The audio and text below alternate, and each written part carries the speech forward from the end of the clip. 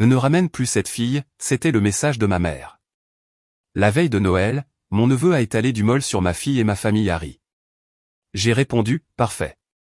Ce soir, j'arrête de payer l'hypothèque de ta maison. Merci d'être ici avec moi aujourd'hui. J'espère que tu passes une journée merveilleuse, où que tu sois. J'aimerais que tu écrives en commentaire depuis quelle ville ou quel pays tu nous regardes et quelle heure il est chez toi. Maintenant, commençons notre histoire ensemble. L'horloge digitale du micro-ondes clignote dans l'obscurité. 11h47 du soir. C'est la veille de Noël, ou plutôt, c'est presque déjà Noël. Dans des millions de foyers mexicains, c'est le moment des câlins, de bercer l'enfant Jésus, d'allumer les cierges froids et de trinquer avec du cidre bon marché ou du champagne cher, selon la chance de l'année. Mais dans mon appartement, le seul bruit est le goutte-à-goutte constant du robinet et ma propre respiration coupée. Je suis debout devant l'évier de ma petite buanderie. Mes mains sont plongées dans de l'eau glacée, en train de frotter avec une rage silencieuse un tissu dont je sais, au fond de mon âme, qu'il n'a plus de salut. L'eau savonneuse devient d'un marron foncé, gras et piquant. C'est du molle. Du molle noir, de Oaxaca. Un plat qui demande des jours de préparation, 30 ingrédients différents. Des piments grillés, du chocolat amer, des amandes, de la banane plantain. Une œuvre d'art culinaire qui est maintenant l'instrument de mon humiliation. L'odeur est impossible à confondre. À un autre moment, ce parfum me ferait saliver, il me ramènerait des souvenirs de fêtes patronales et de chaleur familiale. Mais maintenant, il me donne envie de vomir. L'odeur des épices et des graisses est entrée dans mon nez, dans ma gorge. J'ai l'impression qu'elle s'est collée à mes pores comme une seconde peau. Sous mes mains rouges à cause du froid et du frottement, il y a la robe de ma fille Lia. C'est une robe en velours couleur crème, avec un nœud en satin à la taille et de petits détails en dentelle au col. Elle nous a coûté 3200 pesos dans une boutique de Polanco. Je me souviens du jour où nous l'avons achetée. Lia n'est pas une fille qui demande beaucoup. Elle a appris à être économe en me voyant compter chaque centime pour que les autres ne manquent de rien. Mais quand elle a essayé cette robe, ses yeux se sont illuminés d'une façon qui valait chaque peso. Elle a tourné devant le miroir à 3 faces. La jupe s'est ouverte comme une fleur d'hiver et elle m'a dit, avec cette petite voix douce qu'elle a. Maman, on dirait une vraie princesse. Tu crois que ça va plaire à mamie? Là elle va adorer, mon amour, je lui ai menti. Mais tu vas être la plus belle fille du dîner. Maintenant, le velours est tout écrasé, détruit. La graisse du molle a pénétré les fibres délicates. Peu importe combien je frotte, la tache s'étend comme un cancer noir sur l'innocence de la couleur crème. Putain, que tout aille au diable, je murmure. Et ma voix se brise dans la solitude de la cuisine. Une larme tombe dans l'eau sale, se perdant dans le tourbillon sombre. Lia est dans son lit, enfin endormie. Elle a pleuré pendant une heure entière avant de s'écrouler de pur épuisement émotionnel. Elle ne pleurait pas pour la robe, même si ça lui faisait mal de l'avoir ruinée. Elle pleurait avec ce hoquet cassé qui te brise le cœur, en me posant des questions qu'aucune mère ne devrait avoir à répondre. Je suis méchante, maman? C'est pour ça que Tadeo m'a sali? Pourquoi mamie a rigolé? J'ai dû lui mentir encore une fois. J'ai dû caresser ses cheveux trempés de sueur, embrasser son front chauffé par les pleurs et lui dire que non, qu'elle est parfaite, que Tadeo a juste fait un accident bête. Mais Lia a 7 ans, elle est petite mais elle n'est pas stupide. Elle a vu le sourire sur le visage de son cousin. Elle a entendu les rires des adultes. Elle a senti le rejet sur sa propre peau. Mon téléphone vibre sur la machine à laver, brisant le silence de tombe. Le bourdonnement ressemble à une alarme de bombardement dans le calme de la nuit. L'écran s'allume, projetant une lumière bleue fantomatique sur le carrelage blanc. C'est un message de ma mère. Mon cœur se met à battre plus vite contre mes côtes. Une partie stupide, conditionnée et enfantine en moi, cette partie qui a encore 5 ans et qui cherche désespérément l'approbation de sa mère, espère une excuse. Elle espère lire quelque chose comme « Ma fille, pardon. Je me suis trompé. Alonso a dépassé les limites et j'ai déjà grondé Tadeo. Revenez, s'il te plaît. Ce n'est pas Noël sans vous. » Je me sèche les mains rapidement sur mon pantalon de pyjama, laissant des taches humides sur le tissu. Je prends le téléphone. Mes doigts tremblent légèrement en glissant pour déverrouiller. Le message est court. Brutal. Il n'y a pas d'émoji, pas d'amour. Adla, s'il te plaît, ne ramène plus cette fille à la maison. Tadeo pleure dans sa chambre parce qu'il se sent coupable et toi tu as fait un scandale inutile. Tu as toujours été trop dramatique et maintenant tu transmets tes nerfs à ta fille. Tu nous as gâché le dîner de la veille de Noël. Mieux vaut que vous restiez dans votre appartement jusqu'à ce que vous appreniez à vous comporter et à ne pas faire sentir mal la famille. L'air s'échappe de mes poumons. Je lis le message une fois, 2 fois, 3 fois. Chaque mot est une gifle. Elle n'écrit pas, Lia, elle n'écrit pas, ta fille, elle n'écrit pas, ma petite fille. Elle écrit, cette fille, comme si c'était un chien errant galeux qui était entré dans le salon. Comme si c'était une inconnue que j'avais ramassée dans les poubelles. Et Tadeo est en train de pleurer. Le garçon de 10 ans qui a regardé ma fille dans les yeux avec un sourire malicieux pendant qu'il renversait exprès la cuillère pleine de sauce brûlante sur sa poitrine, c'est lui la victime. C'est lui qui a besoin de consolation. Je sens quelque chose d'étrange dans mon estomac. Ce n'est pas de la tristesse. Plus maintenant. J'ai ressenti de la tristesse pendant 38 ans. J'ai ressenti de la déception chaque fois que ma mère oubliait mon anniversaire mais fêtait la semaine de naissance de mon frère. J'ai ressenti de la frustration chaque fois que mes réussites étaient ignorées. Mais ça, c'est nouveau. C'est une sensation froide, métallique, dure comme le diamant. C'est comme si quelque chose s'était cassé en moi, un os fondamental, mais au lieu de s'effondrer, les morceaux s'étaient réorganisés en une structure d'acier impénétrable. Je pose le téléphone doucement sur la machine à laver. Je ne le jette pas, je ne crie pas, je ne réponds pas encore. J'ai besoin de me souvenir, j'ai besoin de revoir chaque seconde de cette nuit pour être sûr que je ne suis pas folle, que je ne suis pas dramatique. J'ai besoin d'ouvrir le musée de la douleur et de regarder chaque pièce avant d'appuyer sur le bouton nucléaire que je porte sur le dos depuis 5 ans. Je ferme les yeux et je laisse la mémoire m'emmener 4 heures en arrière. À la maison de mon enfance. La maison qui sent le sapin et la trahison. Nous sommes arrivés à 19h30. Nous arrivons toujours tôt. C'est une règle non écrite dans la constitution de notre famille dysfonctionnelle. Adla arrive tôt pour aider à cuisiner, mettre la table, nettoyer les toilettes des invités et s'assurer que maman ne se stresse pas. Alonso arrive quand il veut, en général quand le repas est déjà servi et que le sale boulot est fini. Ce soir n'a pas fait exception. Lia était magnifique, marchant avec soin pour ne pas salir ses chaussures vernies. Elle tenait dans ses mains une boîte dorée avec des biscuits au beurre que nous avions préparés ensemble l'après-midi précédente, décorés avec du glaçage vert et rouge, spécialement pour sa grand-mère. Mamie, a crié Lia en entrant, courant avec cette innocence qui me fait mal au cœur, prête à serrer ma mère dans ses bras. Ma mère, Doña Béatrice, était allongée sur le canapé en cuir couleur chocolat, les pieds en l'air sur le repose-pied, en train de regarder la fin de sa telenovela turque préférée. Elle a à peine tourné la tête. Ses cheveux étaient parfaitement coiffés, ses ongles peints. Elle n'avait pas l'air stressée, elle avait l'air d'une reine attendant sa domesticité. « Aïe, attention, ma fille, j'ai mal aux varices », a-t-elle dit en repoussant Lia d'un vague geste de la main, comme si elle chassait une mouche. « Ne saute pas sur moi et laisse ces biscuits dans la cuisine. Ne viens pas mettre des miettes sur le canapé neuf. » Le canapé neuf. Le canapé à 25 000 pesos que j'ai acheté il y a 2 mois, en 12 mensualités sans intérêt, parce que l'ancien lui faisait mal au bas du dos. Lia s'est arrêtée net. Son sourire a vacillé un peu, mais elle a obéi. « Oui, mamie. »« Pardon. »« Bonjour, maman », ai-je dit en m'approchant pour l'embrasser sur la joue. Elle sentait le parfum cher, le Chanel numéro 5 que je lui ai offert pour la fête des mères. « Tu es arrivé en retard, Adla. » C'était son salut. « La dinde est encore crue et ta belle-sœur vient d'annoncer qu'elle n'a pas eu le temps de faire la salade. Tu vas devoir aller direct en cuisine. Bouge-toi, je ne veux pas dîner à minuit. » J'ai soupiré, j'ai enlevé mon manteau et je suis allé à la cuisine. Comme ça, la soirée a commencé. Moi, en train de transpirer devant le four, à arroser la dinde toutes les 20 minutes, à hacher des noix pour la farce, à préparer la vinaigrette, pendant que ma mère regardait la télé et critiquait les personnages. À 21h15, on a entendu le moteur d'une voiture dehors. Pas n'importe quelle voiture. Le rugissement d'un gros moteur. Alonso est arrivé. Mon frère aîné, le prince héritier, l'enfant en or. Il est entré comme s'il était le propriétaire du lieu, avec sa femme Renata et son fils Tadeo.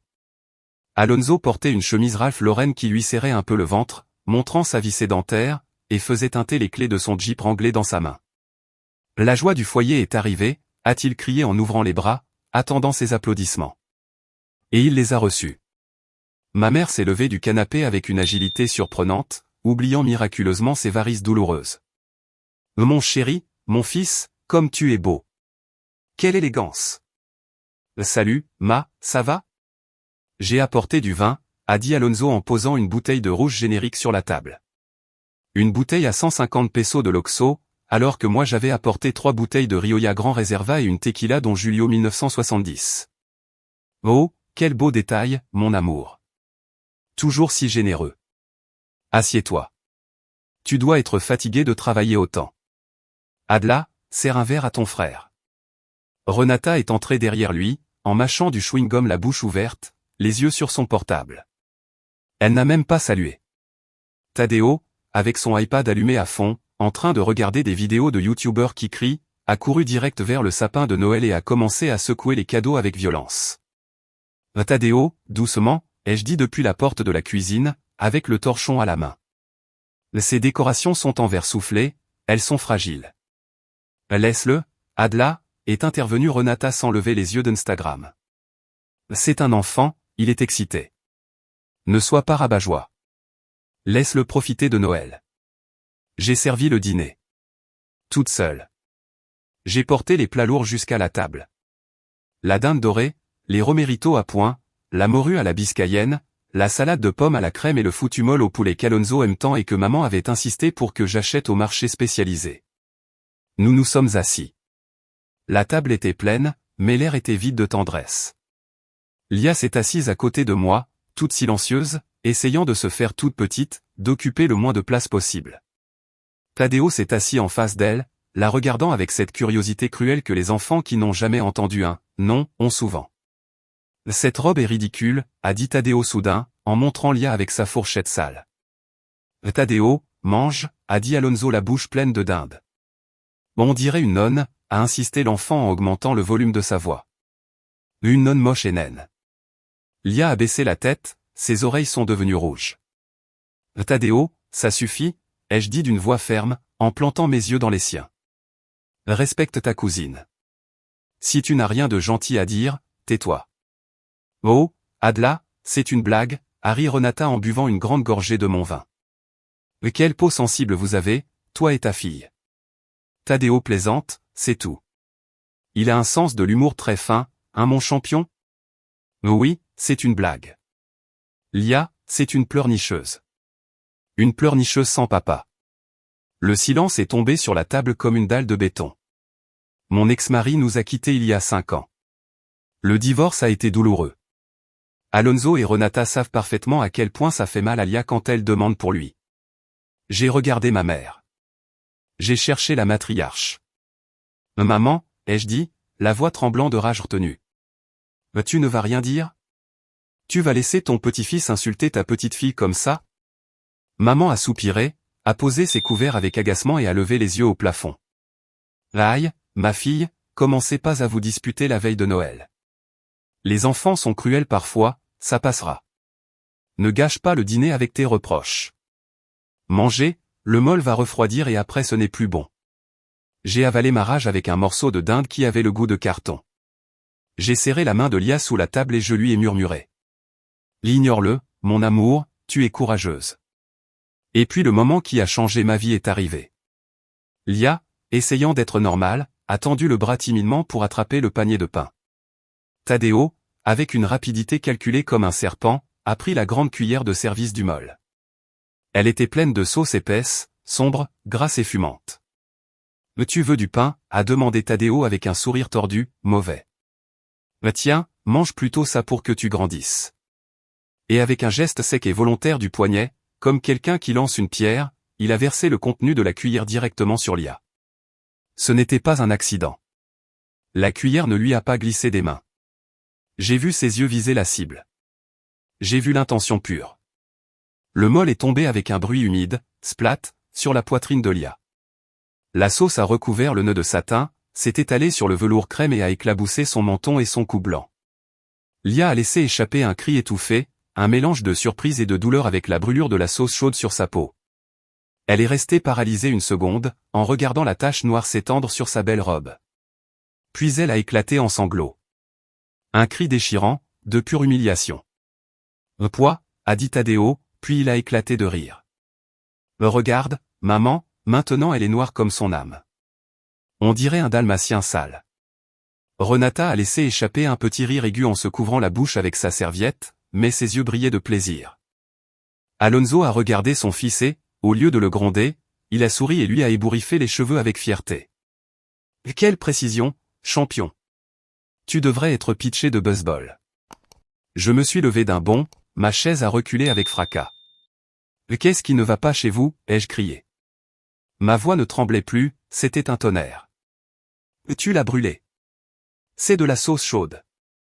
C'est une enfant. » J'ai pris une poignée de serviettes et j'ai commencé à essuyer frénétiquement Lia, qui tremblait comme une feuille en plein ouragan. « Nettoie toute seule, bébé pleurnicheuse » a crié Tadeo, encouragé par le rire de ses parents. J'ai regardé ma mère. C'était mon dernier espoir. Je l'ai regardée droit dans les yeux. « Maman, fais quelque chose. Dis quelque chose. » Maman a encore soupiré, visiblement agacée parce que son dîner était interrompu. Elle a regardé Lia avec agacement, pas avec compassion. Oh là là, quel scandale. Elle est tachée, c'est tout. Tant pis. Tadeo, fais plus attention la prochaine fois. Et toi, Adla, emmène-la à la salle de bain et arrête de crier comme une folle.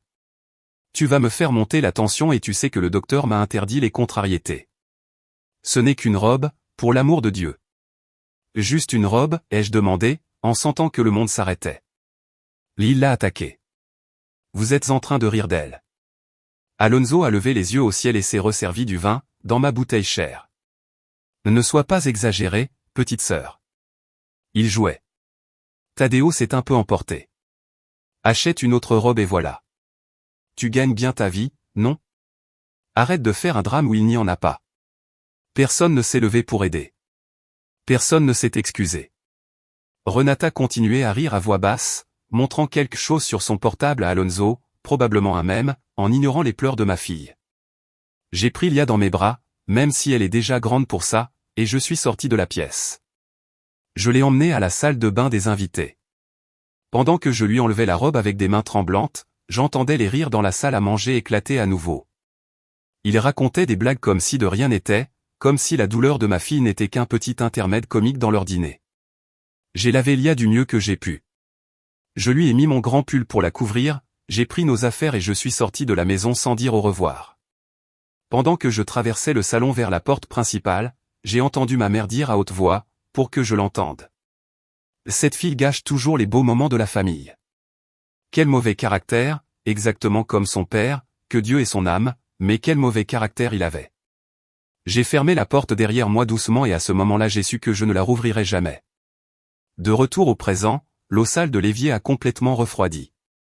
Mes mains sont engourdies. Je les sèche avec une serviette rêche et je vais vers le salon. Mon appartement est dans la pénombre, éclairé seulement par les lumières clignotantes du sapin de Noël que Lia et moi avons décoré. C'est un endroit chaleureux, payé avec ma sueur, mais ce soir il ressemble à un bunker. Je m'assois sur le canapé, j'ouvre mon ordinateur portable et la lumière de l'écran éclaire mon visage fatigué. J'ai 38 ans, je suis comptable public certifié, j'ai un master en finance et je suis la directrice financière d'une chaîne d'hôtels-boutiques en expansion.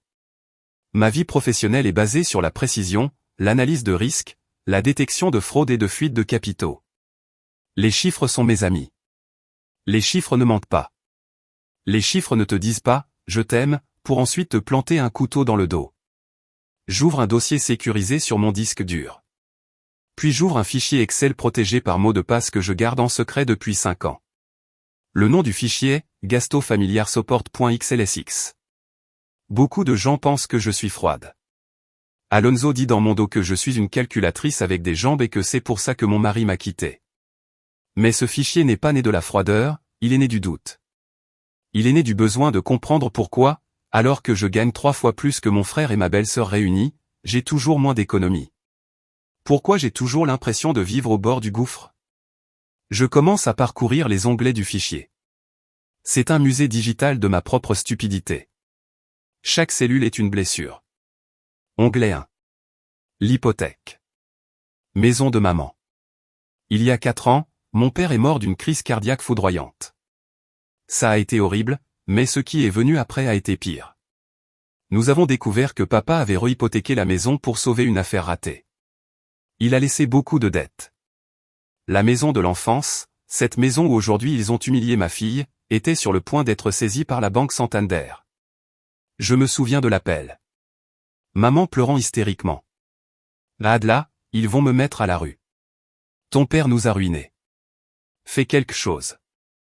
J'ai regardé Alonso. Il avait 36 ans à ce moment-là. Il a haussé les épaules et a dit. Moi, j'ai pas un peso. Mes investissements sont bloqués dans les crypto-monnaies. Mensonge. Je suis intervenu. J'avais un historique de crédit impeccable. J'ai refinancé la dette. Je me suis mise comme garante et copropriétaire pour que la banque accepte. Mais je n'ai pas fait que ça.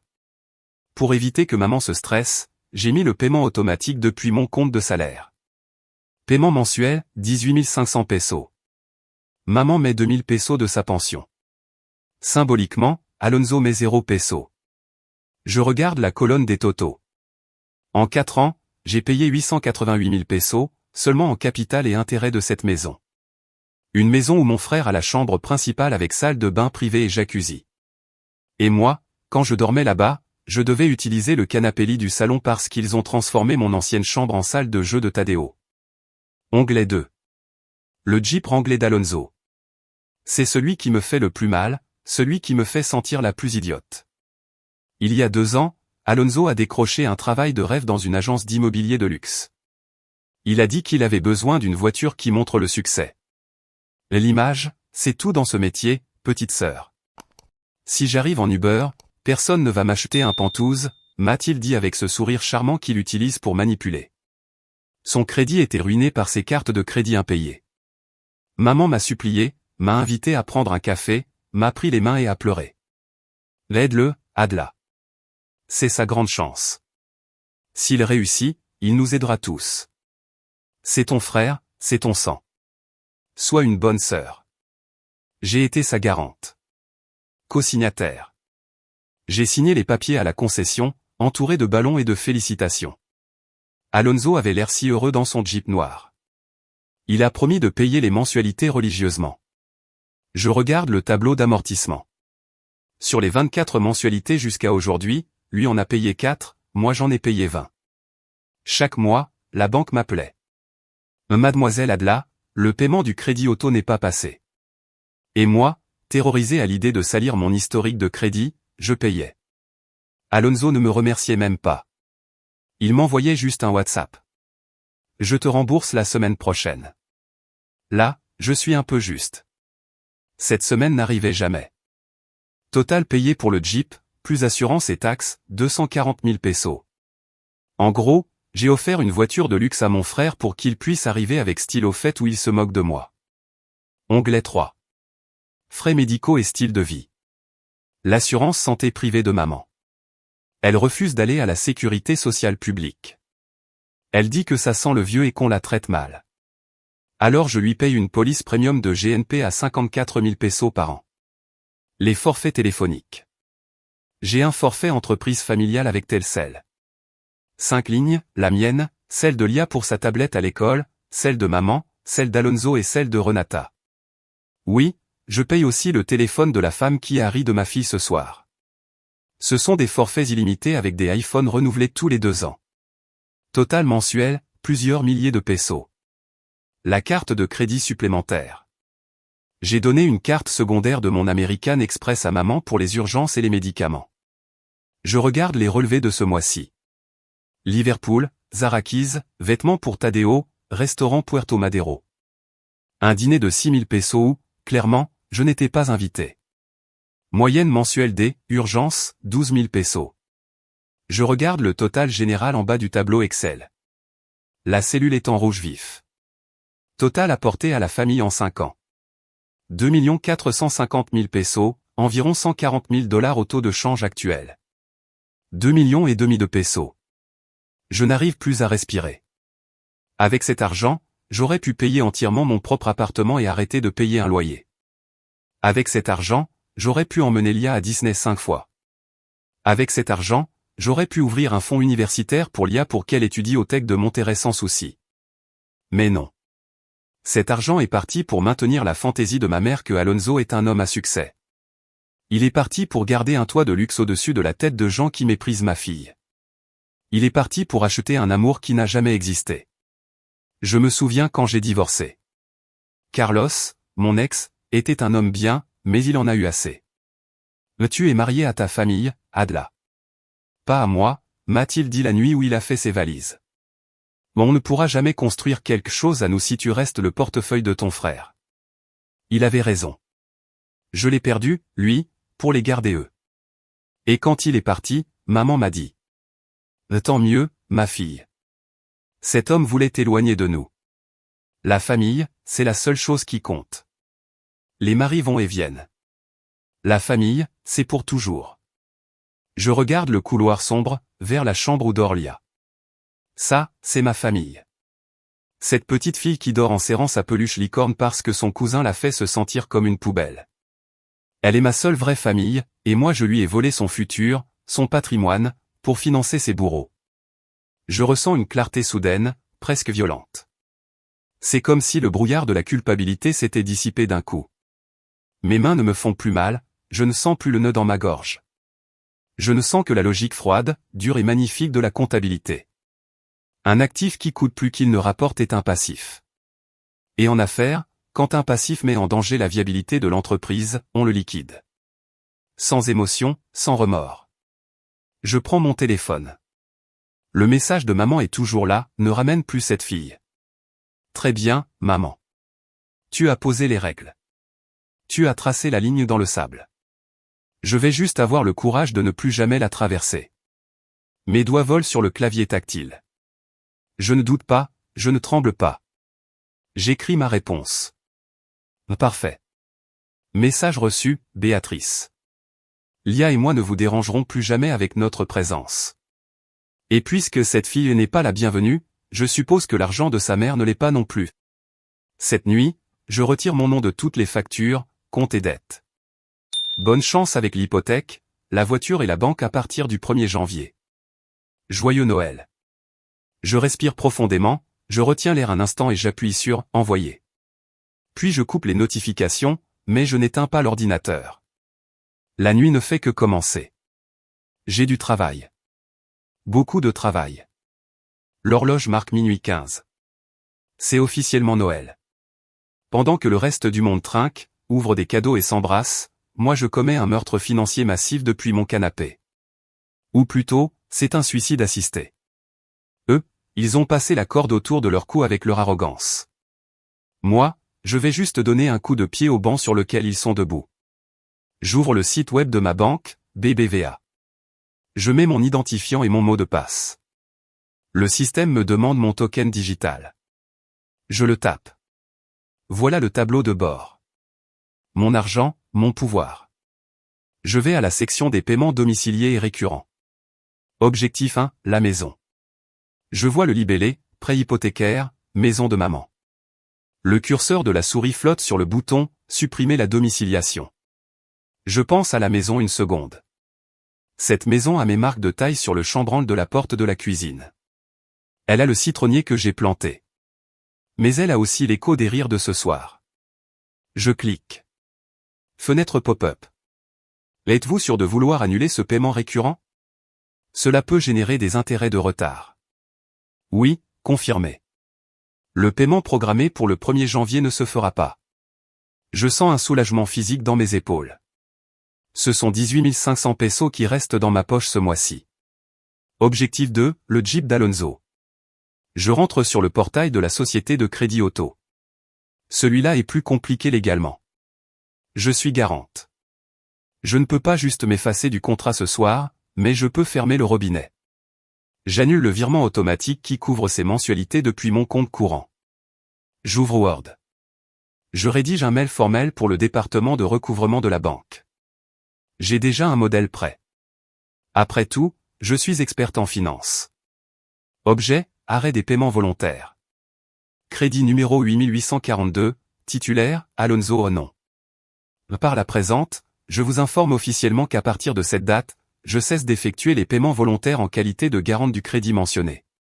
Je demande que toutes les démarches de recouvrement, appels et notifications soient adressées uniquement et exclusivement au titulaire principal et propriétaire du véhicule, Monsieur Alonso Onon. Je comprends que cela impactera temporairement mon historique de crédit et j'en assume la responsabilité, mais j'exprime mon refus de continuer à couvrir cette dette. Je l'envoie, avec copie à mon avocat personnel. Je sais que ça va abîmer mon score de crédit pendant quelques mois. Je m'en fiche. J'ai un fonds d'urgence. J'ai des actifs. Je peux supporter une baisse de score. Alonso, non. Alonso vit d'apparence. Dès que le paiement du 30 ne passera pas, les appels commenceront sur son portable à 7 heures du matin. On verra à quel point il se sent, à succès, quand les agents de recouvrement l'appelleront devant ses clients. Objectif 3, la communication. J'entre sur le portail de Telcel Entreprise. Je suis l'administratrice unique. Je vois les 5 lignes actives. Je vérifie la consommation de données de ce mois. Alonso a utilisé 40 gigaoctets de données pour regarder Netflix et TikTok en HD. Renata a fait des appels internationaux à une cousine à Miami qui ont duré 3 heures. Tout payé par mois. Je sélectionne les lignes de maman, d'Alonso, de Renata et de Tadeo. J'ai l'option « Suspendre la ligne ». Non, c'est trop évident. Je veux qu'il souffre de l'inconfort lentement. Je choisis « Changer de forfait ». Je les passe tous sur le forfait limité, prépayé basique, sans données incluses, sans réseaux sociaux illimités, sans renouvellement automatique, et surtout, je supprime ma carte de crédit enregistrée pour les recharges automatiques. À partir du prochain cycle de facturation, dans 3 jours, leurs smartphones de dernière génération se transformeront en presse-papier glorifié s'ils ne vont pas eux-mêmes à l'Oxo mettre du crédit avec leur propre argent. Confirmer les changements. Fait. Objectif 4, la santé. Portail de l'assurance GNP, police de frais médicaux majeurs de Béatrice. Là, j'hésite une seconde. Mon doigt s'arrête sur la souris. C'est la santé de ma mère. C'est une femme âgée, si elle fait une crise cardiaque. Mais je me rappelle le message. Tadeo pleure, tu as fait un scandale. Elle a choisi. Elle avait une option claire ce soir, défendre la petite innocente ou couvrir l'enfant cruel. Elle a choisi de protéger les sentiments de son prince, au lieu de la dignité et de la sécurité physique de ma fille. Elle a choisi son camp, et en guerre, on ne finance pas l'hôpital de l'ennemi. J'annule le renouvellement automatique. La police se termine le 31 décembre. Ils lui enverront un mail automatique lui disant qu'elle doit payer la prime annuelle de 54 000 pesos avant le 1er pour conserver la couverture et l'ancienneté. Je sais qu'elle n'a pas cet argent. Elle devra aller à l'IST ou à la Sécu publique comme 90% des Mexicains. Bienvenue dans la réalité, maman. Objectif 5, les divertissements, la vengeance mesquine. Netflix, Spotify Famille, Amazon Prime, Disney. Tout est à mon nom et avec ma carte. Je rentre dans chaque compte. Option, se déconnecter de tous les appareils. Changer le mot de passe. Nouveau mot de passe, que l-apprenne-le-respect-2024. C'est mesquin, je le sais. C'est enfantin, mais je veux qu'ils ressentent le silence. Je veux que demain, quand ils seront en gueule de bois de Noël et qu'Alonso voudra mettre de la musique pour couvrir le malaise, ou que maman voudra regarder sa telenovela, ils tombent sur un écran noir qui demande un mot de passe qu'ils n'ont plus. Je veux que chaque petit plaisir de leur quotidien leur rappelle que je ne suis plus là pour le payer. À 1h45 du matin, j'ai terminé. J'ai coupé 12 liens financiers différents. Je ferme l'ordinateur portable. Le silence dans l'appartement est total, mais il n'est plus oppressant, il est tranquille. Je vais à la cuisine et je me sers un verre du Rioja Grand Reserva que je n'ai pas apporté au dîner. Je le goûte. Il a le goût de bois, de fruits rouges et de victoire. J'allume l'écran de mon téléphone juste pour un moment, sans enlever le mode « Ne pas déranger ». Le groupe WhatsApp de la famille, Famille Peluche, non choisi par Alonso, a 148 nouveaux messages. Je ne les lis pas tous, je regarde seulement les derniers, envoyés après mon message de rupture. Alonso, minuit 10. C'est quoi ton problème, Adla? Maman pleure. C'est sérieux? Réponds. Renata, minuit 15. T'es une frustrée. Juste parce que ton mari t'a quitté, tu crois que tu peux nous gâcher Noël à tous? Tadeo n'est qu'un enfant. Surmonte ça. Alonso, minuit 45. Adla, j'ai reçu un SMS de Telcel sur un changement de forfait. J'en ai besoin pour le boulot. Tu ne peux pas faire ça. C'est illégal. Maman, 1h du matin. Ma fille, réfléchis. Tu ne peux pas nous faire ça. On est ton sang. L'argent va et vient, mais la famille, c'est pour toujours. Dieu va te punir d'être si vengative. Je ris. Un rire sec qui résonne dans la cuisine. L'argent va et vient. Comme c'est facile de dire ça quand l'argent qui s'en va est celui de ta fille et celui qui arrive est dans ta poche, sans effort. Je fais une capture d'écran de ma feuille Excel, seulement la partie du résumé final en rouge. Total apporté, 2 450 000 pesos. Je l'envoie sur le groupe et j'écris un dernier message, lent et réfléchi. C'est le prix exact que j'ai payé pour votre amour pendant 5 ans, 2,5 millions de pesos. Aujourd'hui, l'inflation a trop augmenté. Le prix de votre affection m'a coûté le sourire de ma fille et sa dignité. Et ça, je ne suis plus prête à le payer. Ne me cherchez pas, ne m'appelez pas. Si vous avez besoin d'argent, demandez à Tadeo. Apparemment, c'est lui l'homme de la maison maintenant, puisque c'est lui qui prend les décisions. Je quitte le groupe. Je bloque Alonso. Je bloque Renata. Je bloque maman. Je bloque le numéro de l'iPad de Tadeo. Je finis mon verre de vin d'un trait. Je vais au lit, je me blottis contre Lia, je respire l'odeur de ses cheveux au shampoing à la camomille, pour la première fois depuis des années, je dors sans serrer la mâchoire, sans grincer des dents. Le 25 décembre s'est levé froid, mais avec un soleil brillant qui passait par les stores. Lia s'est réveillée à 8h30, en frottant ses yeux gonflés. Elle m'a regardé avec prudence, comme si elle s'attendait à ce que le monde soit encore hostile. « Maman » a-t-elle demandé d'une voix rauque. « On va aller chez mamie pour manger les restes aujourd'hui ?» J'ai senti un pincement dans la poitrine. La tradition de toute notre vie, c'était d'aller le 25 manger les restes de la dinde, regarder des films de Noël et ouvrir les cadeaux que le Père Noël avait laissés chez mamie, parce que là-bas, il y a plus de place. Je me suis assise sur le lit et j'ai pris ses mains, en la regardant dans les yeux. « Non, mon amour, pas aujourd'hui. En fait, on ne va pas y aller pendant longtemps. » Pourquoi? Parce que je suis sale, a-t-elle demandé, en touchant sa poitrine là où la tache était la veille. Non. Parce qu'aujourd'hui on va commencer une nouvelle tradition. J'ai souri avec toute l'énergie que je pouvais rassembler. Aujourd'hui, c'est Noël de filles, juste toi et moi. Et tu sais quoi? Le Père Noël m'a envoyé un WhatsApp hier soir. Il a dit qu'il savait qu'on allait rester ici, alors il a laissé tous tes cadeaux dans notre salon. Et il a apporté de la pizza pour le petit déjeuner. Les yeux de Lia se sont ouverts comme des assiettes. De la pizza pour le petit déjeuner? Mais ça n'existe pas. Si, dans cette maison. Ici, c'est nous qui faisons les règles. Nous avons couru au salon, nous avons passé la matinée en pyjama, à ouvrir les cadeaux. Je lui ai acheté le grand set Lego Harry Potter qu'elle voulait désespérément et que sa grand-mère appelait « un truc de garçon », au lieu des vêtements ennuyeux qu'il lui offrait toujours. Nous nous sommes assises par terre, entourés de pièces en plastique, en mangeant de la pizza froide au pepperoni et en chantant des chansons de Taylor Swift à fond. C'était parfait. Il n'y a pas eu de critique sur mon poids. Adla, tu devrais manger moins de pain. Il n'y a pas eu de commentaires passifs-agressifs sur mon célibat. Mais si tu te préparais un peu plus, tu trouverais peut-être un mari. Il n'y a pas eu d'enfant mal élevé lançant de la nourriture ou cassant les jouets des autres. Il y a eu de la paix. Il y a eu des rires sincères. Mais le monde extérieur existait toujours et essayait d'entrer. Mon téléphone, même en silencieux, s'allumait de temps en temps avec des numéros bloqués qui tentaient d'appeler. Je les ai ignorés. Vers 14h30, l'interphone de mon immeuble a sonné. J'ai regardé l'écran de sécurité. C'était ma tante Estla, la petite sœur de ma mère. Estla a toujours été la Suisse de la famille, neutre, gentille, mais très influençable par ma mère, qui la manipule facilement avec la culpabilité. J'ai soupiré. Je savais que je ne pouvais pas me cacher pour toujours, et Estla n'avait pas de responsabilité directe dans tout ça. Oui, ai-je répondu.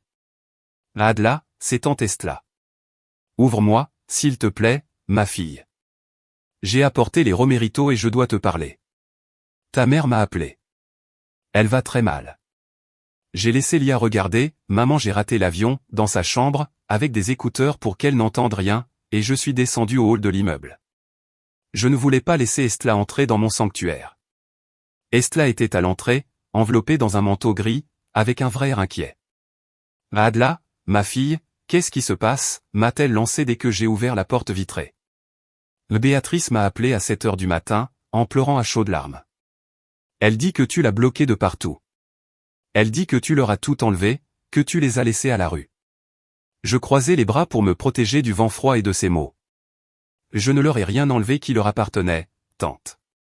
J'ai juste arrêté de leur donner ce qui est à moi. Il y a une grande différence.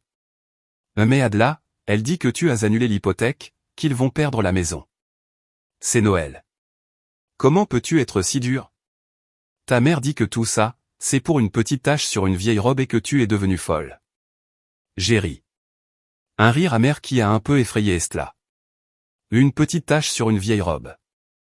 J'ai sorti mon téléphone. J'ai cherché la photo que j'ai prise hier de la robe détruite, couverte de molle noire.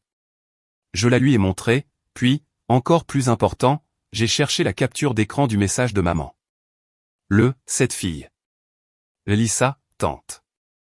Lis-le à voix haute. Estla a pris le téléphone, a ajusté ses lunettes. Adla, s'il te plaît, ne ramène plus cette fille. Sa voix s'est arrêtée. Elle a lu le reste en silence. Ses yeux se sont agrandis, remplis d'incrédulité. C'est Béatrice qui a écrit ça, a-t-elle demandé en baissant le téléphone. Oui. Et ils ont rigolé, tante. Quand Tadeo a balancé le mol brûlant sur Lia exprès, ils ont tous rigolé. Alonso, Renata et maman. Maman a souri et a continué à manger. Le visage d'Estla a changé. L'inquiétude aveugle s'est transformée en malaise et en déception. Elle adorait Lia. Je ne savais pas ça. Béatrice m'a dit que Tadeo avait trébuché sur le tapis, et que toi tu t'étais mise en hystérie et que tu avais commencé à crier des insultes. Bien sûr qu'elle a dit ça. Elle réécrit toujours l'histoire pour protéger son prince Alonso et se faire passer pour la victime martyre. J'ai remis le téléphone dans ma poche. Tante, écoute-moi bien. Pendant 5 ans, je leur ai donné 2,5 millions de pesos. J'ai les factures. J'ai payé leur maison, leur voiture, leur docteur, leur luxe, leurs vacances. Et en échange, je reçois du mépris. Ils traitent ma fille comme si c'était une gêne, un chien qui dérange. C'est fini. Mais Adla, la maison, qu'est-ce qu'ils vont faire? Alonso n'a pas d'argent. Tu sais qu'il a des difficultés. Alonso a 40 ans, tante. Ce n'est pas un enfant, ce n'est pas un vieillard, ce n'est pas une personne handicapée. Il a 2 mains, 2 jambes et une très grande bouche. Qu'il travaille, qu'il vende le jeep que je lui payais. Qu'il vende la maison et qu'il déménage dans un endroit qu'ils peuvent payer. Ce n'est plus mon problème. Estla m'a regardé longuement. Elle a vu les cernes sous mon léger maquillage, mais elle a aussi vu la détermination d'acier dans ma mâchoire. Ta mère dit que tu es une ingrate. Que l'argent t'a rendue mauvaise et arrogante. L'argent m'a rendue libre, tante. Et si me protéger, moi et ma fille, de leurs abus me rend mauvaise, alors je suis la méchante sorcière de l'histoire, et ça me va très bien. Estla a soupiré, vaincue. Elle m'a fait un câlin rapide et maladroit, en sentant le parfum de gardenia. Je ne suis pas d'accord avec la façon dont ils t'ont traité, ma fille. Le message, ça n'a pas de nom. Mais fais attention. La famille, c'est compliqué. Alonso est furieux, il dit des choses horribles. Il dit qu'il va te poursuivre en justice pour rupture de contrat verbal ou quelque chose comme ça. Et qu'il fasse la queue, ai-je dit en me tournant vers l'ascenseur. D'abord, il doit payer un avocat, et je crois qu'il n'a même plus de crédit sur son téléphone pour l'appeler. Estla est partie en marchant lentement vers sa voiture, visiblement confuse, partagée entre la loyauté envers sa sœur aînée et la cruauté qu'elle venait de voir. Je suis remonté à mon appartement. Lia dormait sur le canapé, serrant une tour de Lego. Je me suis assise à côté d'elle et j'ai caressé ses cheveux. La guerre avait officiellement commencé, et j'avais les codes de lancement. Les 2 premières semaines de janvier ont été étrangement tranquilles pour moi. C'était le calme avant la tempête. Je suis retourné au travail le 2 Je me suis plongé dans les clôtures fiscales annuelles de l'entreprise. Mon patron, Monsieur Tanaka, a remarqué que j'étais plus concentrée, plus productive, même plus joyeuse. Les vacances t'ont fait du bien, Adla, m'a-t-il dit. S'il savait que mes vacances étaient une guerre civile. Pendant ce temps, dans le monde de mon ex-famille, les bombes à retardement que j'avais plantées se sont mises à exploser une par une, avec une précision parfaite. Le 4 janvier, j'ai reçu une notification automatique de Telcel par mail. Je suis toujours la titulaire légale du compte principal. La tentative de prélèvement échouée. Ligne 55 20 20 20. Alonso. Solde insuffisant pour le forfait de 5 gigaoctets de données. Apparemment, Alonso a essayé de renouveler ses données ou de passer un appel et a découvert que l'American Express Platinum, la mienne, n'était plus liée. Je me suis imaginé la scène avec délice, lui, essayant d'impressionner un client dans un café, en voulant envoyer un fichier d'un appartement, et son téléphone sans connexion, obligé de demander le Wi-Fi comme un étudiant fauché. Le 10 janvier, un appel d'un numéro inconnu est arrivé à mon bureau. J'ai répondu, pensant que c'était un fournisseur. Adla, c'est moi, oncle Roman.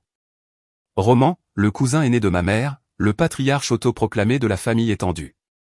Un homme de 70 ans qui croit que les femmes doivent parler doucement, servir le café et tout supporter pour l'union familiale. Bonjour, oncle. Quel miracle. Adla, arrête ton sarcasme. Qu'est-ce que c'est que ce cirque? Je suis allé voir ta mère hier et je l'ai trouvée avec une écharpe et un bonnet à l'intérieur de la maison. Elle dit qu'on lui a coupé le gaz. Le gaz, Adla. On est en plein hiver. Tu veux tuer ta mère d'une pneumonie? C'est ça que tu veux. La facture de gaz arrive le 2, oncle, ai-je répondu calmement. Elle est de 480 pesos ce mois-ci. Tu es en train de me dire qu'entre Alonso, Renata et maman, 3 adultes en bonne santé, ils n'ont pas pu réunir 480 pesos en 8 jours? Ce n'est pas la question, petite. Tu t'es toujours occupé de ça. C'est ton obligation morale. Dieu t'a béni avec un bon travail et de l'abondance pour que tu aides les tiens, pas pour que tu les humilies. Le Dieu m'a béni avec un cerveau pour travailler et avec la capacité de dire ça suffit, oncle. Et ma seule obligation morale, elle est envers ma fille. Au fait, tu savais qu'Alia, ils ont interdit l'entrée dans cette maison. Tu savais qu'ils l'ont appelée cette fille. Ça, ce sont des histoires de femmes, des choses du moment. Ce qui compte, c'est que tu paies le gaz maintenant. Va sur ton appli et paye. Non. Comment ça, non? Tu refuses de m'obéir? Je ne vais pas payer, oncle. Si tu es si inquiet que ta cousine est froid, paye-le toi-même. Ou dis à Alonso de vendre une de ses montres Tag-Heuer. Au revoir, oncle Roman. J'ai raccroché. Mes mains tremblaient, mais pas de peur.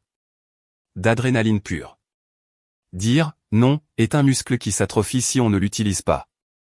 Le mien commençait à se renforcer, et ça faisait du bien. Le 15 janvier, le coup de maître. Celui que j'ai le plus apprécié, je l'avoue. Alonso travaille, ou fait semblant de travailler, pour garder les apparences, dans un coworking chic à Santa Fe. Il a besoin de paraître riche pour vendre des appartements qui ne sont pas à lui. Ce jour-là, j'ai reçu un appel de la banque du Crédit Auto, à 11h du matin. Mademoiselle Adla, nous vous informons qu'à cause du non-paiement de la mensualité et du refus du titulaire Alonso de répondre à nos appels ou de faire des promesses de paiement, le système a marqué le crédit comme à haut risque. Nous avons lancé l'ordre de récupération du véhicule par géolocalisation. Compris. Merci de m'avoir prévenu. Je ne m'y oppose pas. Je n'étais pas là pour le voir en personne, mais j'ai une amie, Claudia, qui travaille dans le même immeuble. Elle m'a tout raconté dans un audio WhatsApp de 10 minutes en riant aux éclats. Il paraît que la dépanneuse est arrivée à l'heure du déjeuner, quand l'immeuble est plein de gens qui descendent manger. Alonso sortait avec 2 clients potentiels, marchant vers son Jeep Wrangler noir garé en première ligne. L'agent de la banque est arrivé, a bloqué le Jeep avec la grue. L'alarme s'est mise à hurler. Alonso est devenu rouge comme une tomate. Il a commencé à crier sur le gars de la grue, en agitant les bras. « Tu sais qui je suis? C'est une erreur du système. Mon assistante, c'est-à-dire moi, a oublié de faire le virement. Lâche-le tout de suite ou je te poursuis en justice. » Le gars de la grue n'a pas bronché. Il lui a montré l'ordre sur une tablette. Ils ont accroché le Jeep. Alonso a essayé d'appeler quelqu'un, moi et maman, frénétiquement, mais bien sûr, il n'avait pas de data et j'étais bloqué. Il a dû regarder, impuissant, pendant qu'on emmenait son précieux symbole de statut, sa virilité en métal, pendant que ses clients le regardaient, mal à l'aise, vérifier leur montre et demander un Uber pour partir sans lui. Claudia m'a dit. Ami, je ne l'avais jamais vu aussi humilié. On aurait dit un petit enfant à qui on enlève son jouet. Il était presque en train de pleurer sur le trottoir. J'ai écouté l'audio 3 fois en mangeant ma salade à mon bureau. Je n'ai pas ressenti de la pitié. J'ai ressenti que la balance de l'univers se remettait un peu à l'équilibre. Le 20 janvier, la première lettre de recouvrement hypothécaire, avis d'intention de saisie, est arrivée à la maison de maman. Alonso est venu à mon immeuble résidentiel ce soir-là. Le gardien, Monsieur Ressous, un monsieur âgé très gentil à qui je donne toujours un bon bonus à Noël, m'a appelé sur l'interphone. Mademoiselle Adla, désolé de vous déranger. Votre frère, le jeune Alonso, est ici. Il dit que c'est une urgence familiale. Il a l'air très agité. Il crie un peu. Ne le laissez pas monter, don Ressous, en aucune circonstance. S'il insiste ou devient violent, appelez la police. J'ai une ordonnance d'éloignement en cours. Compris, mademoiselle. Ne vous inquiétez pas. J'ai éteint les lumières du salon et j'ai regardé par la fenêtre, caché derrière le lourd rideau. Il était là, Alonso, en bas sur le trottoir, en train d'agiter les bras, en criant vers la vitre du hall.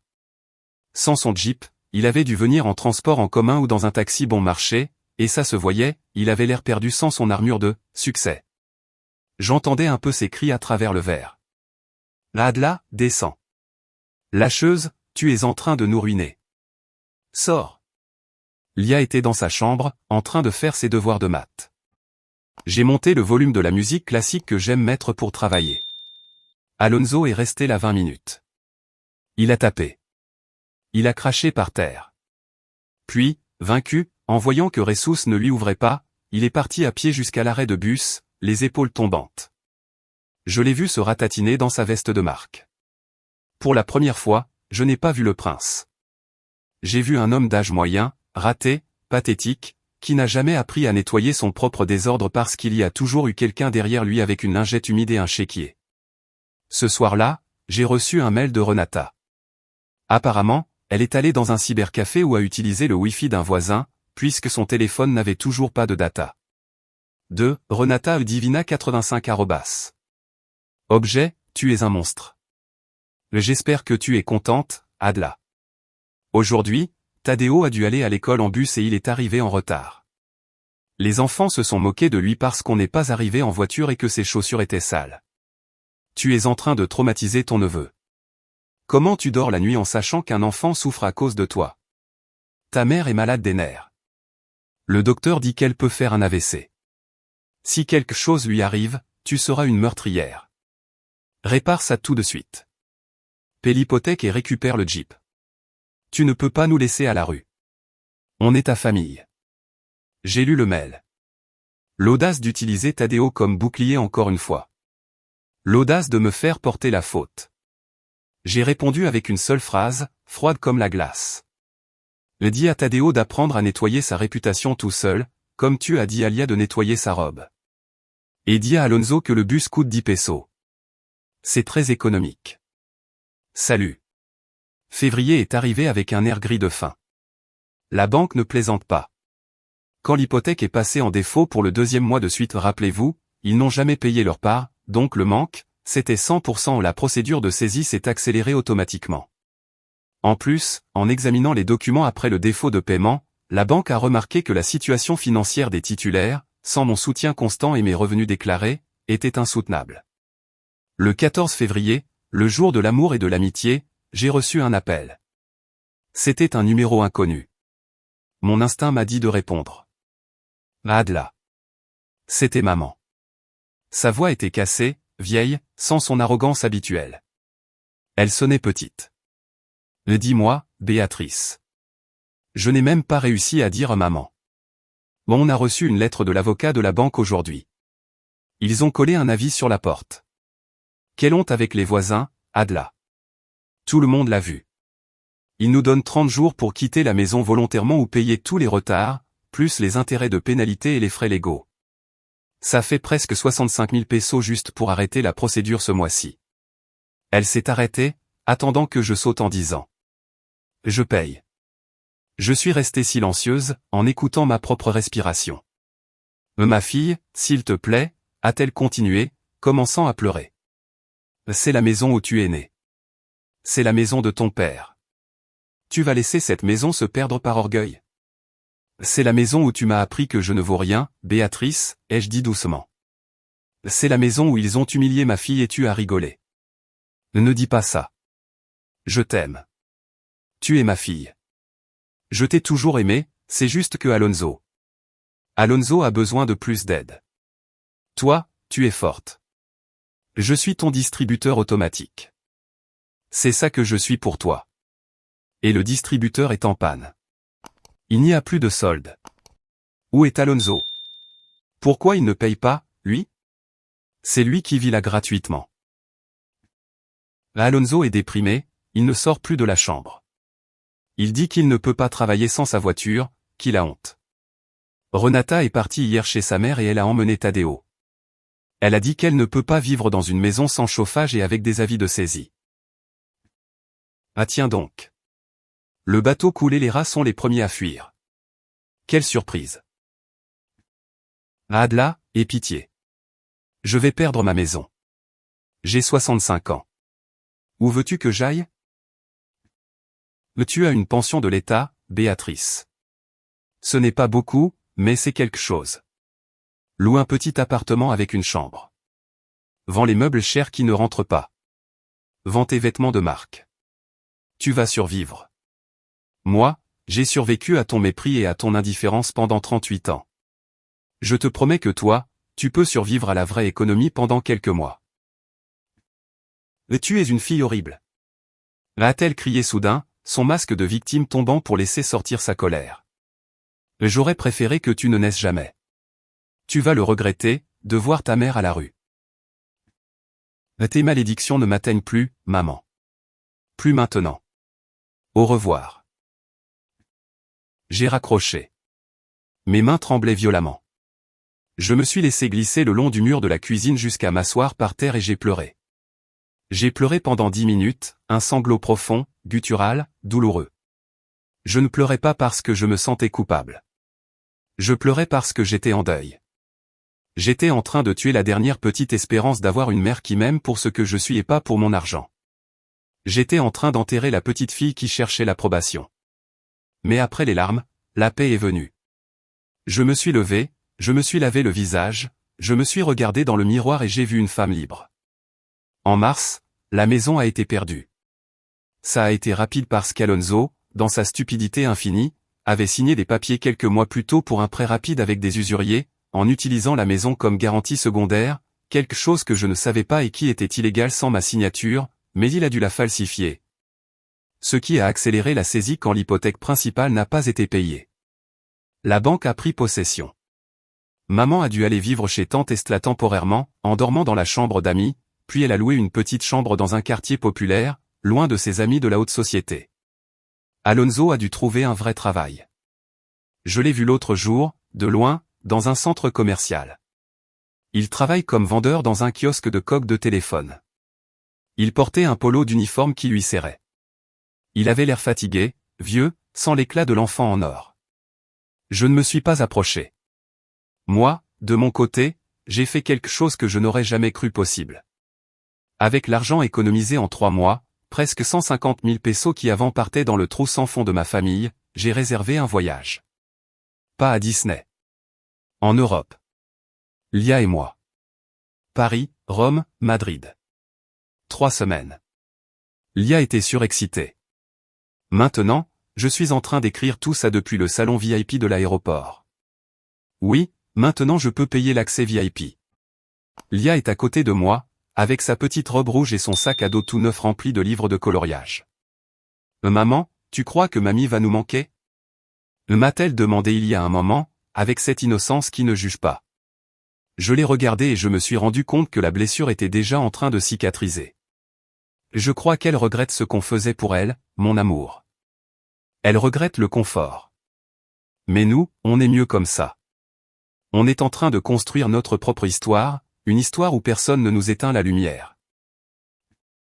Lia a hoché la tête, satisfaite de la réponse, et elle est retournée regarder les avions décoller par la grande vitre.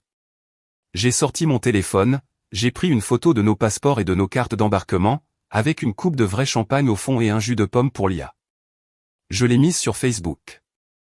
Mon profil est privé, bloqué pour eux, mais j'ai des amis en commun dont je sais qu'ils ne pourront pas résister à l'envie de leur montrer la photo à Alonso et Renata. La légende disait: le meilleur investissement, c'est celui que tu fais en toi-même et en ceux qui t'aiment et te respectent vraiment. Au revoir, Mexique. On se revoit dans 3 semaines. Si tu es encore là, s'il te plaît, aide-moi en likant la vidéo et en écrivant le chiffre 1 en commentaire. Comme ça, je saurai que tu m'as donné ton like et que tu m'accompagnes sur ce chemin. Ton soutien m'encourage énormément. Écris le chiffre 1 et écoute-moi pendant que je continue à raconter mon histoire. Il s'est passé presque 1 an depuis l'incident du mall. Ma vie est méconnaissable, dans le bon sens. On m'a promu au travail comme vice-présidente des finances. Maintenant, je voyage plus. Lia fait de la danse classique, de la natation et du français.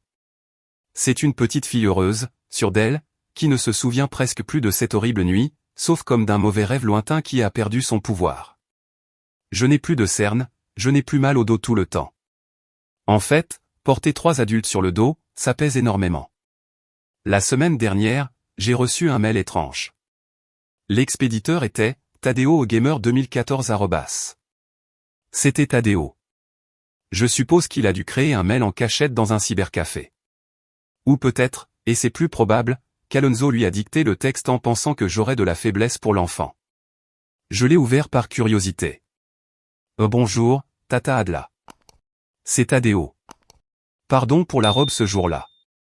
Papa dit que c'est de ma faute si on a perdu la maison et la voiture. Il dit que tu t'es fâché contre moi et que tu nous as punis. Tu me manques.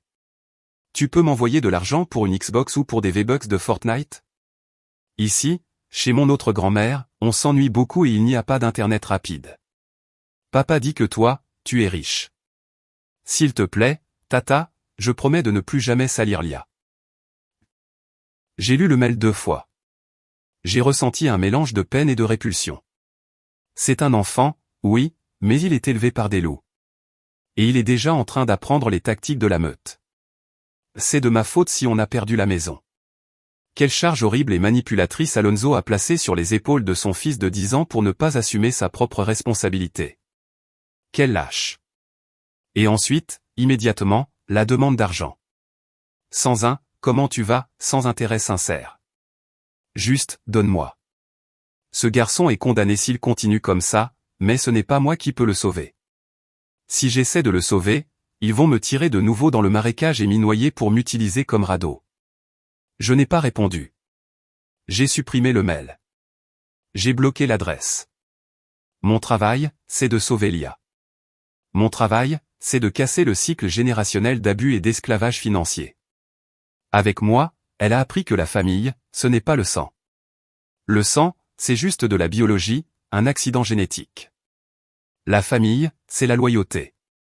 La famille, c'est le respect. La famille, c'est la réciprocité. Il m'a fallu 2,5 millions de pesos et 5 ans de ma vie pour apprendre cette leçon. Ça a été un cours universitaire très cher, le plus cher de ma vie. Mais il a valu chaque centime, parce qu'à la fin j'ai obtenu le diplôme de « femme libre ». Aujourd'hui, Lia et moi, on va manger de la dinde juste parce qu'on en a envie, même si ce n'est pas Noël. Rien que toutes les deux, dans notre appartement, qu'on est en train de décorer comme on veut, sans demander la permission à personne. Et si Lia renverse de la sauce sur sa robe ou si elle fait tomber du jus sur le tapis, tu sais ce qui va se passer? On va en rire. Je vais la nettoyer avec amour. Je vais lui dire que ce n'est pas grave, que ce ne sont que des choses matérielles. Et on continuera à manger et à être heureuse. Parce que dans cette maison, l'amour ne se salit pas, et le respect ne se vend pas. Parfois, quand je suis seul la nuit, je me demande. Est-ce que j'ai bien fait? Est-ce que je suis la méchante, parce que j'ai lâché ma mère âgée et mon frère inutile au moment où ils avaient le plus besoin de moi? Après qu'ils m'ont piétiné. Je regarde ma fille dormir en paix, sans traumatisme, sans peur. Et la réponse est toujours la même. Non, je ne suis pas la méchante. Je suis la protagoniste de ma propre vie. Et pour la première fois, c'est moi qui écris la fin de l'histoire.